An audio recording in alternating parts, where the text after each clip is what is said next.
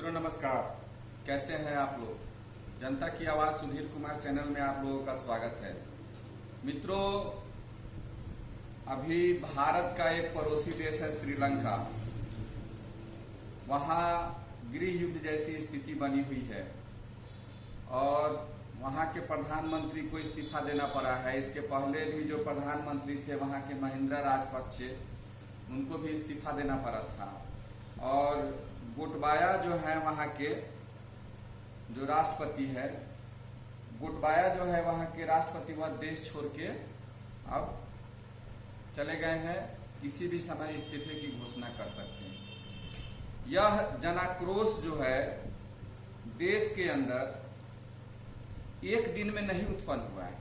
वहां पर चाइना ने धीरे धीरे अब अपना दबदबा बनाना शुरू किया और भारत के लिए भी जो श्रीलंका है वह सामरिक महत्व बहुत अधिक रखता है। इसके अलावा जो भारत का जो दक्षिणी राज्य है तमिलनाडु, उससे सटा हुआ स्टेट कंट्री है श्रीलंका, सार्क का मेंबर है, दक्षिण एशियाई क्षेत्रीय सहयोग संगठन है, उसका मेंबर है श्रीलंका। और भारत के सामरिक, आर्थिक, सांस्कृतिक जो पहलू है उससे कहीं ना कहीं श्रीलंका जुड़ा हुआ है। और वहां पर चाइना द्वारा जो है धीरे धीरे श्रीलंका को अपने कब्जे में लिया गया, वहां के सरकार को, और कर्ज देना शुरू किया। और इतना अधिक वहां कर्ज ले लिया वहां की सरकार ने कि देश की अर्थव्यवस्था पूरी तरह चौपट हो गई है। चाइना की नीति रहती है कि छोटे छोटे देशों को पकड़ो और उनको कर्ज दो, अधिक ब्याज पर कर्ज दो और कड़ाई से कर्ज असलो। उस स्थिति में वहां की स्थिति चरमरा गई है। लोगों के पास पैसे की बहुत अधिक कमी है, पैसे नहीं है वहां लोगों के पास।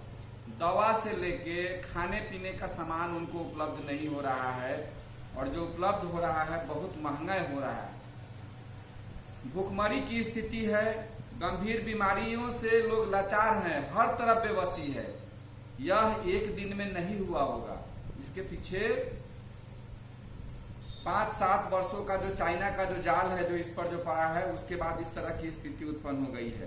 पेट्रोल डीजल की किल्लत हो गई है। वहां पर 16 घंटे तक बिजली काटा जा रहा है। वहां पर लोगों को आक्रोश क्यों नहीं होगा? और लोगों को कौड़ियों के भाव में अपने और जमीन और गहने को बेचना पड़ रहा है ताकि अपने जीवन की रक्षा उनकी हो सके।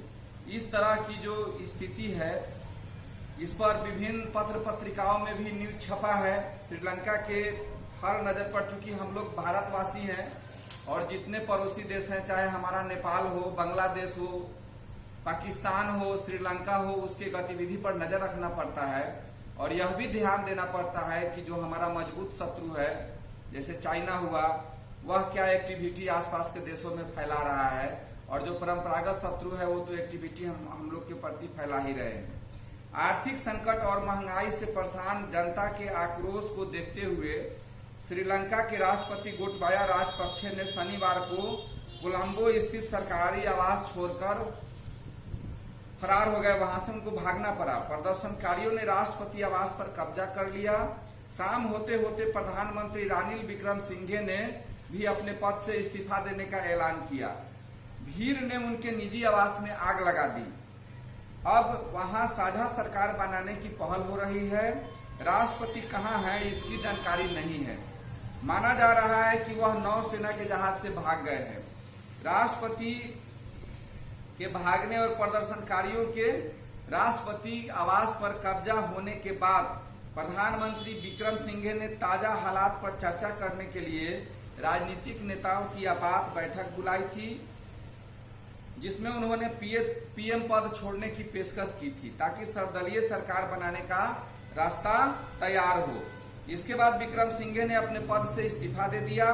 इस्तीफा देने के दबाव के बीच देर रात राष्ट्रपति राजपक्षे ने भी 13 को पद छोड़ देने की घोषणा की है। उन्होंने कहा है कि 13 जुलाई को मैं अपना पद जो है, राष्ट्रपति का पद है, मैं छोड़ दूंगा।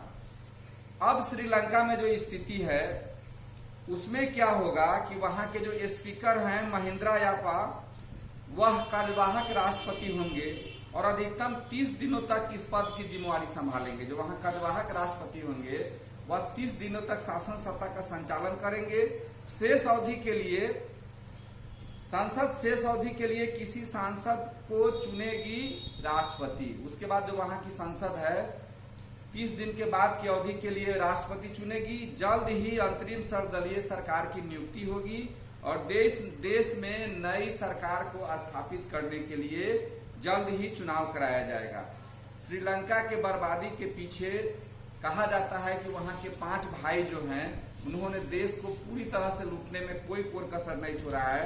श्रीलंका को बर्बाद करने में 5 राजपक्षे भाई शामिल रहे हैं। राजपक्षे 6 भाई हैं, इनमें 5 एक साथ सत्ता में थे।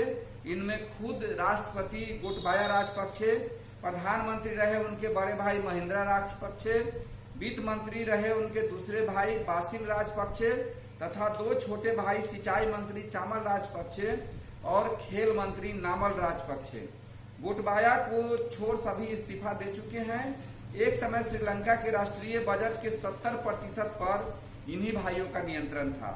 इन पर 42,000 करोड़ रुपए अवैध तरीके से देश से बाहर ले जाने का आरोप है। मित्रों, जब कोई बाहर का व्यक्ति जब आपके पर्सनल चीजों में हस्तक्षेप करेगा तो उसका खामियाजा भुगतना पड़ेगा। अगर हम पूरी तरह से नियंत्रित नहीं है तो वही स्थिति श्रीलंका की हो गई है।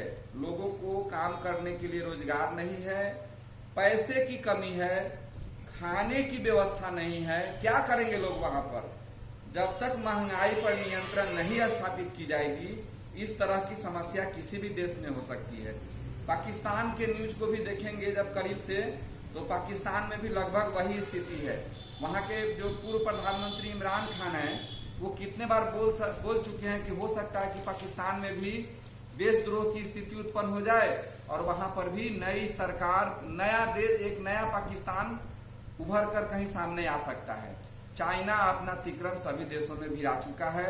हम बार बार आप लोगों को बोलते हैं कि चाइनीज सामान पर से अपनी निर्भरता खत्म कीजिए, क्योंकि चाइना जो है वह नहीं, चाइना का प्रथम नीति है कि पहले किसी भी देश के आर्थिक स्थिति पर कब्जा करो। जब अर्थव्यवस्था टूटेगी तो देश औंधे मुंह गिरेगा, उसके रुपए का वैल्यू समाप्त हो जाएगा, लोगों में महंगाई बढ़ेगी तो हाहाकार मचेगा और हाहाकार मचने के बाद क्या स्थिति होगी यह किसी से नहीं छुपा हुआ है। भारत पड़ोसी देश होने के नाते श्रीलंका को जितना मदद करना चाहिए कर रहा है। इस दुख के घड़ी में हम सभी भारतीयों को श्रीलंका के लोगों के साथ रहना चाहिए, लेकिन भविष्य के लिए यह सबक है कि विदेशी सामान पर जितना हम निर्भर रहेंगे, दूसरे देश की नीतियों का जितना हम पालन करेंगे उतना हमें नुकसान झेलना पड़ेगा। इन्हीं बातों के साथ मैं सुधीर कुमार आप लोगों से विदा लेता हूं।